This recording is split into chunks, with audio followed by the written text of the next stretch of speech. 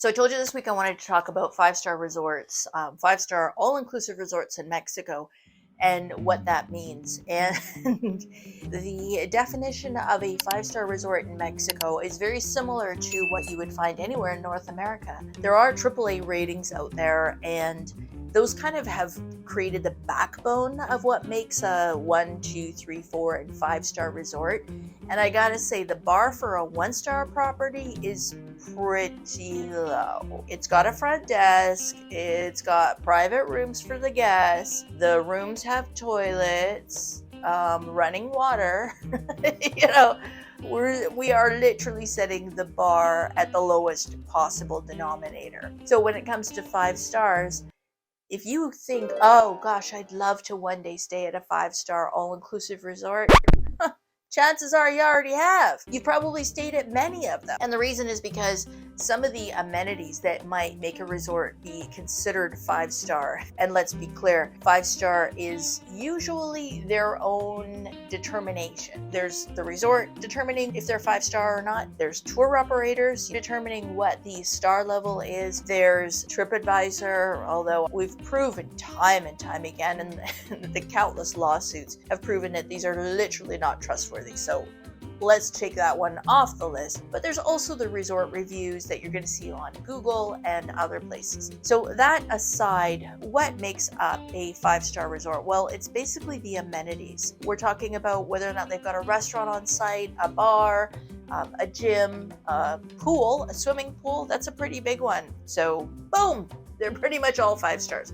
Some of the criteria is the room service, whether it's 24 hours or whether it's limited hours. And so then you might see some resorts that self-declare themselves as 4 stars for those reasons. Whether or not they've got valet service, whether or not they've got the all-important toilet phone. Clearly there's a need for this out there. Personally, it wouldn't be on my list of criteria for 5 stars, but so at the end of the day, if you are looking to book a 5-star all-inclusive experience, but you want it to be that authentic 5-star that we all speak of when we say 5-star, either speak to your travel agent. Chances are they've been to that area, they've probably been to that resort, and they can tell you whether or not this is going to provide you with that level of service that you're expecting. Or conversely, look at some YouTube videos. I mean, that's one of the things that a lot of people do, is they'll do some research by pulling up the resort and watching some video reviews of the property.